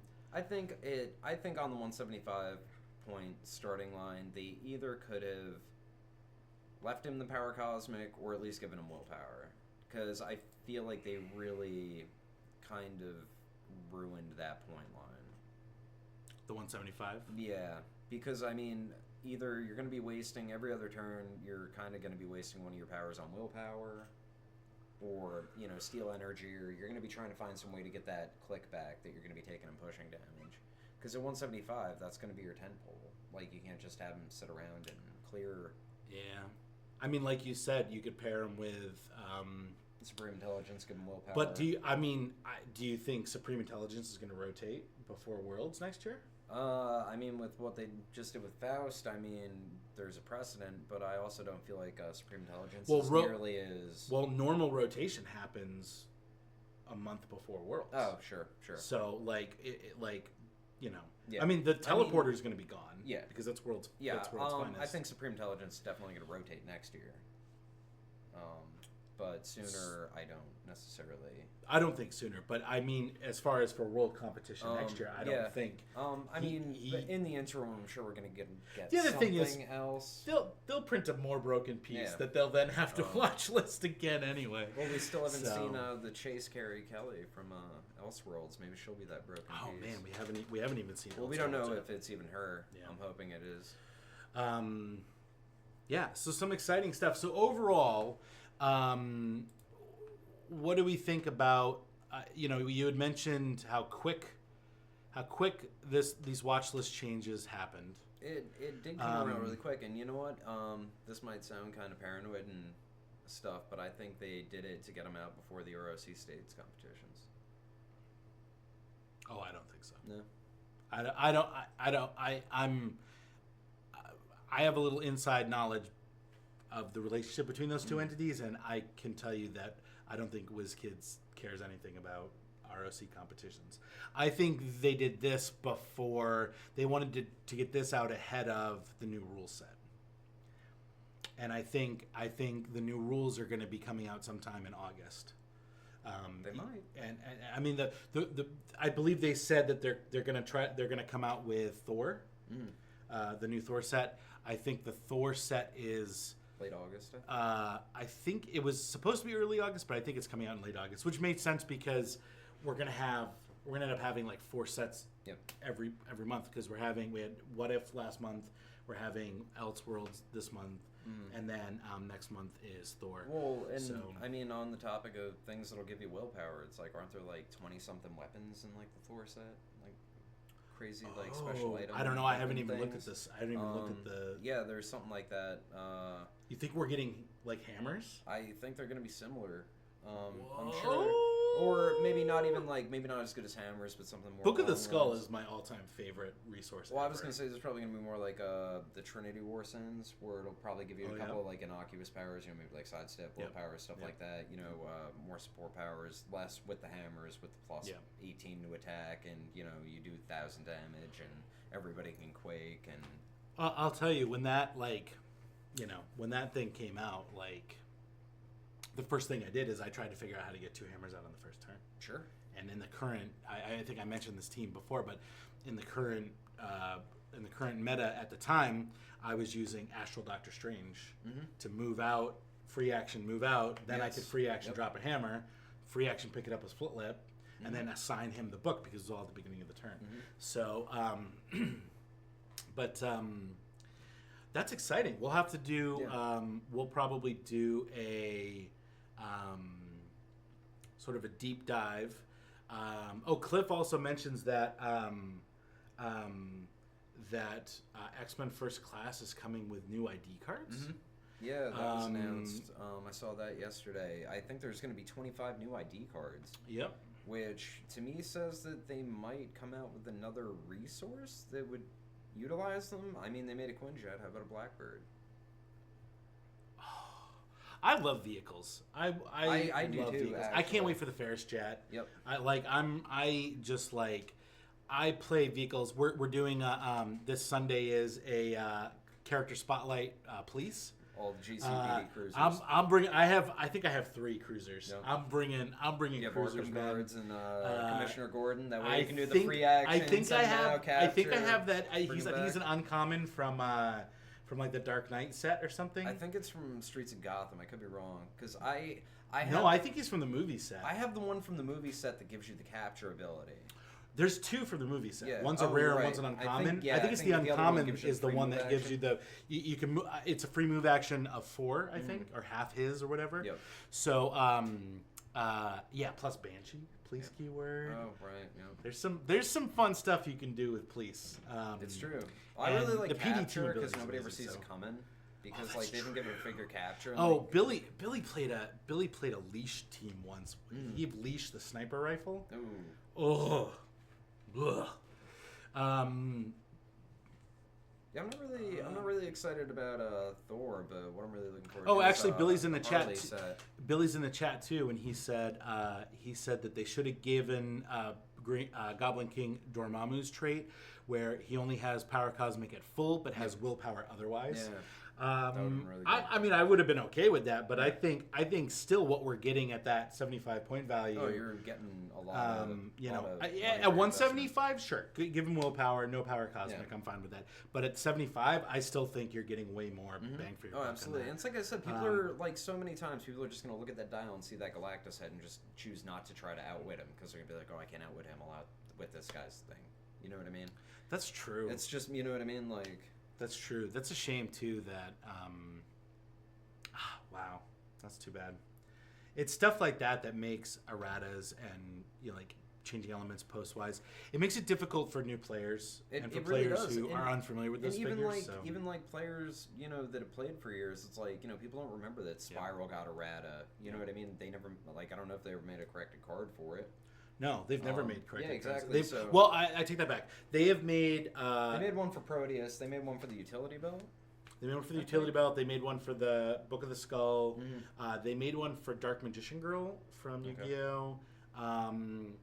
And Proteus, and I think that might be it. Usually they'll make new cards for figures that upon release had incorrect wording or or the card was incorrect. Yeah, because Proteus somehow. Was like missing his special damage power, I think. Yeah,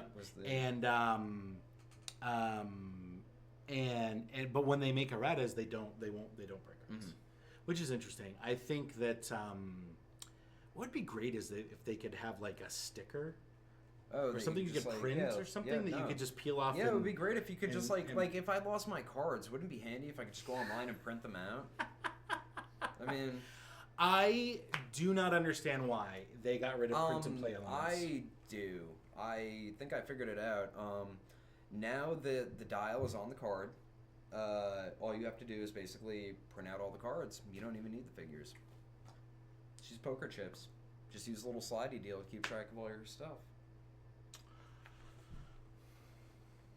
I mean, sure, you can't go to like official, well, and you know what? Maybe your local comic shop's really sympathetic. Maybe you're broke, and they'll let you proxy everything. You know what? That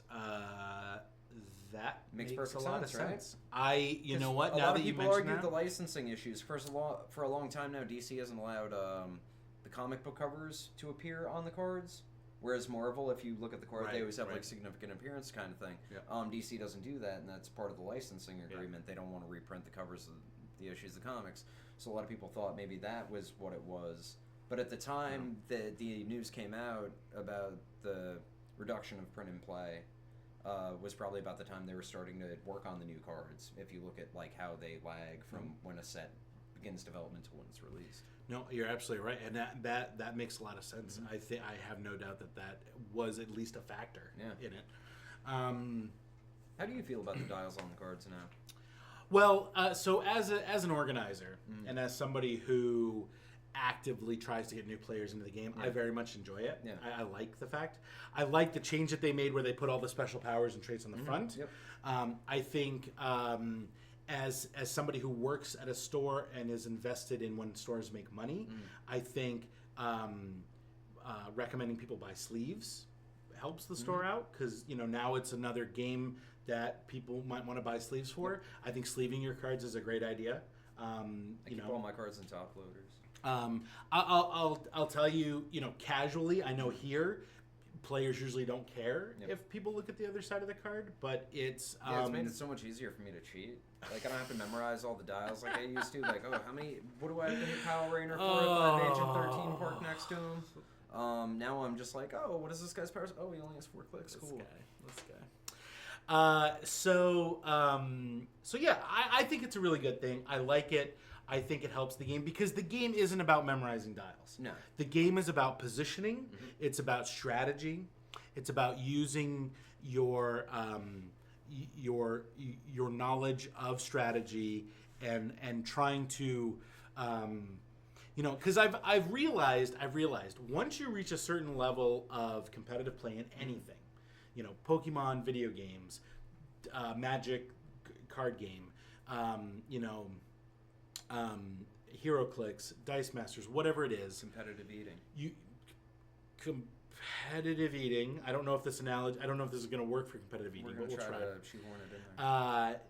Is that once you get to a certain level, your opponent knows what your stuff does, and you know what your opponent's stuff does. Absolutely. You know the steps of their strategy, and they know the steps of your strategy. So then the competition in the game actually becomes, how do I outsmart my opponent? How do I use my pieces, position them in a certain way so that I can make them think a certain way? So then you start manipulating your opponent's thought process by how you're moving and strategizing your pieces. And that to me is the most exciting part of competitive play is how do I next level my opponent? How do I pull off a maneuver and a combo that they don't see coming through my positioning and through my... because oftentimes we've seen in the past where everybody has an alpha strike team and it's literally who rolls the dice first. Yeah, okay, I need to pop out charged up. I need to carry, Samantha Cap across the map. And I mean, that's why personally, I always try to bring figures that are outside the meta, you know what I mean? Stuff that people don't see coming. Because, the bomb team, it was a real finesse team, and it didn't do a lot of damage, but nobody really understood how it worked. And they don't know the kill order. Yeah. Usually you look at a team and you're like, all right, I gotta get rid of this. I gotta get this first, this first. And so when you're testing against competitive teams, you usually have a kill order, and you're like, okay, oh, that's the team. All right, I got to eliminate this guy first, then this guy, then this guy, then this guy. And they look at your team and they're like, I don't even know how this works. All right, well, none of these pieces are good. So every team I've ever built, I guess I'll go for the most expensive one first. I still remember my Red Lantern Lockjaw team. Nobody got that either. So overall, I think that the watch list is a great thing. I think that their turnaround on this is great. I think they're getting ready for the new rule set. I think this fall is going to be an exciting time for Heroclix. I really, really, really, really am looking forward to the Harley Quinn set. When does that release? I think that's October. Okay. When does Star Trek come out?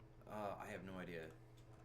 I love Star Trek, but not nearly as much as I love Harley Quinn. Let me tell you, nothing is higher in my book than Star Trek. I hope the chases are all tribbles.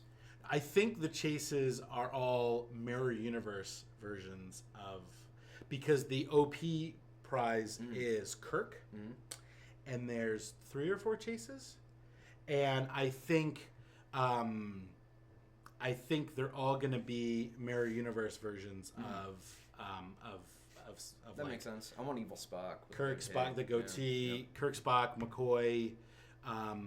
So Kirk, Spock, McCoy, and then probably Sulu? Maybe or her, just have a female one. I think maybe Scotty. Yeah, it could be Scotty too. I have a feeling that's what they're going to be, but we'll see. I'm you have no idea. I haven't bought into a set largely in a while. No, is it based on the new Star Trek? No, it's the original series, from the '60s. So that makes me more excited. Because I love Shatner, I love Leonard Nimoy. DeForest Kelly, all those guys. DeForest Kelly, yeah. I think. When is it? Revivals? Is that what it's called? Michaels. Tactic Revival. No, that's the ship-to-ship one. A lot of people don't know this too, but there's a Star Trek ship Heroclix set too. Well, it's already been out, hasn't it? Yeah, I mean it's been they're going to be releasing their 3rd one. Oh, okay. I mean it's you can play it with regular Heroclix. Yeah, it's kind of weird when when the Enterprise and Enterprise. exactly. It's like It's too bad they don't have. It's too bad they don't make them into vehicles though, because then I could have Beast pilot the Enterprise, and then Hank McCoy would be a pilot of the Enterprise. You know what I'm gonna do? We're gonna do an event here when this Star Trek set comes out. We're gonna do a prelude event where, because I have an OP kit for the tactics one, the ship one. I'm gonna say we're gonna give all of the starships the vehicle keywords. That's cool. Like the vehicle powers. And people can because now with the new ones we can do that, and so we'll let whoever pilot whatever ship they want. The board ship. Yeah, I think that's a great idea. Deep cuts. I'll try to find a bunch of cyborgs. Certain Frontiers, the Return of Comics by the School. Star Trek Away Team. Does it say when it's releasing? You know, I was at the presentation at Gamma too, and I was fanboying so hard I didn't hear anything about. I was like, what? Let me just double check here because there's a lot because I'm pretty sure this might not come out till November. The Star Trek set? Yeah, it might come out after the Harley Quinn set. I'm pretty sure it does. When so Harley comes out. So what are you looking forward to in the Harley Quinn set? The big rumor right now is the chases are going to be the bombshells. Oh, I did hear that. Which I am excited for. I love the costumes, and I mean, I love Harley Quinn. I love the Joker. Two of my favorite characters. So I mean, I'm just really excited for it. And I'm also hoping, since Dark Knight Returns, which is one of my favorite comic books of all time, since they're going to be the chases in Elseworld, I'm hoping, like Kingdom Come, they're going to continue the trend of the Dark Knight Returns figures. That would be cool. I'm hoping, depending on whatever the final unrevealed chase in the Elseworld set is, I'm hoping we get something else relevant in like a rare, super rare slot in Harley and the Gotham Girls. I'm hoping that we see, if we don't see the Carrie Kelly Robin as the chase, we'll see it in that set.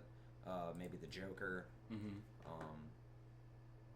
But yeah, I mean, otherwise, there's going to be a lot of good stuff. New Birds of Prey. New Catwoman. A lot of stuff that's kind of rotated out in the past couple of months. I feel like we can really refresh. That's true. What DC sets does that leave in Modern? In Modern, we'll have Joker's Wild, World's Finest, Superman, Wonder Woman, the Wonder Woman Gravity Feed. Joker's Wild. Man, they do a lot of Batman sets. They do. But I feel like, I don't know. I kind of feel like there'd been a lull before Joker's Wild. I feel like it was very kind of like Superman focused. Well, I mean, they did Batman v Superman. Batman. World's Finest. What was before that? Trinity War, Flash. Trinity War, Flash. I mean, I like Trinity War. I thought Trinity War was a pretty balanced set. I like Trinity War too because I also that was a quick turnaround from when that event actually happened in the comics and when we got Heroclix. I was like actually surprised that it was that quick. Yeah, because ordinarily it seems like it's a lot later. It's several more years. Yep. So, all right, I can't find when this is going to release.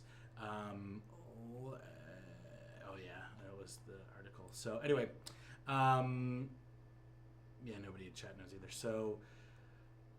Also in Harley, we're getting female Furies. Anybody who's a big Apocalypse fan? I don't think they've ever made like a full set of the female Furies. I don't think. Have they ever made a Granny Goodness? They have. It's really old. Is it? All right. Well, as we're having this conversation, let's go ahead and move to our final segment, Thought Bubbles, sort of wrap up everything. So yeah, I'm excited for that set too. I think.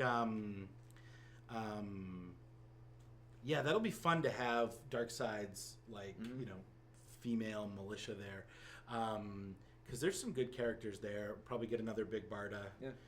Because we don't have. Do we have a modern Big Barda? No, absolutely not. Oof. I think the last one was in like the Superman set. I feel like it's been a while. No, there was. You know what? There was a. Or the Slosh set. You know what I mean? There was a duo figure with. Mr. Miracle, right? Mr. Miracle, and then before that, I love Mr. Miracle, Justice League International characters, Yeah. Well, listen, Mr. Spectacular. Thank you so much for coming in and giving us a hand today. We really appreciate it. Yeah. I know Cliff appreciates it, and Cliff will be back next week. Now you and your friend also have a show, Yeah, right? I have a show. It's Rennergate, my Twitter handle that's up here somewhere. I love that handle, by the way. Rennergate. That's awesome. It's kind of funny because I came up with the name before I moved back to New York, and I got here and I'm like, and it's going to be Rennergate. We're going to talk about nerdy stuff, and we're going to talk about food and art, and we're going to talk about all kinds of stuff. You know what I mean? Like, tell all the locals what's good. Your in the set, area. by the way, is spectacular. Oh, my set like is this. amazing. This is fake. We're in front of a green screen, Yeah, obviously, this is a green screen. and this is a picture of our old comic wall upstairs. Their set is, I mean, it's in. Can I say where it is? Like, no, it's in the studio. We have a compound. Like, we have a lot of stuff on site. We have like. I will say they have taken nothing and created something spectacular. Obviously. Rennergate, you can find us on, we're on Facebook. We don't have any content up yet. Actually, I want to give a shout out to Ryan Brown. He's a local artist, Zombie Pets. You can find him on Facebook as well. He came by. He was our guinea pig. Like, he came, did an interview with us for like an hour and a half. Awesome. I'm still just like, I don't know how to edit this. I don't have an intro for my show yet. We're filming. We'll be around. It's really good to stop in, hang out with Tony, come to Kerwin's. I'm glad, I can help Cliff out. I love Cliff. And I'm sure you'll see me and Cliff on your show at some point. And we'll let everybody know when we're going to be on, and we'll have you back on. Cameras in here, and I'm going to record in here, so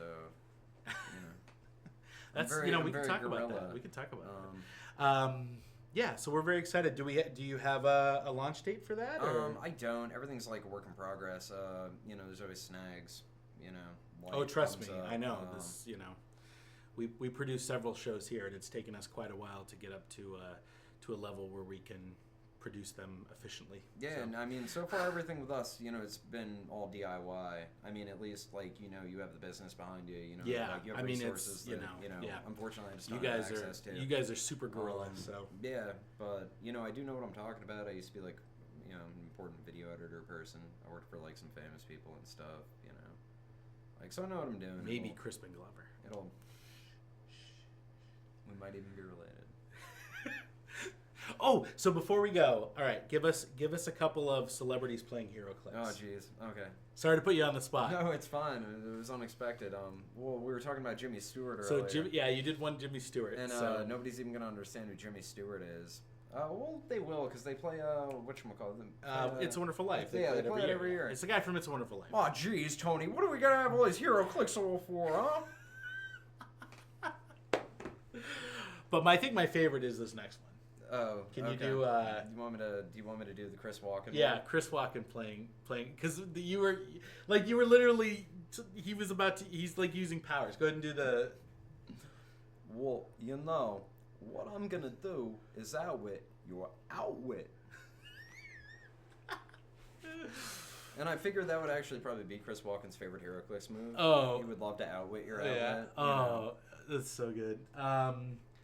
All right. Well, anything else you want to add before we get going? I don't think so. Just people should keep an eye out. Renegade's going to go live soon. I mean, we've already done stuff locally, but mostly like events, helping our friends promote art shows, things of that nature. But, we'll make videos eventually. Awesome. Well, we're looking forward to it. We'll make Kerwin's help us promote and all that stuff. Absolutely. And I'll promote you guys because, you're always good. The more the merrier. Yeah. So, on that note, Mr. Spectacular, Tony, thanks for having me. I'm Tony Cox. You've been watching Read, Watch, Play. Thanks again to Kerwin's Game Store for hosting us here in their awesome studio in Catskill, New York. Go to kerwinsgamestore.com for all of your board gaming, card gaming needs. Heroclix singles, Star Wars Destiny singles. You can find all that stuff there. So again, thank you very much. Oh, I just have to say hi to my best friends, or they're gonna hate me forever. Billy Butler, Mrs. Butler, JB. Just say hi. Shout out to them. All right. So we'll catch you next week. Cliff will be back, and thank you for watching. We'll catch you next time.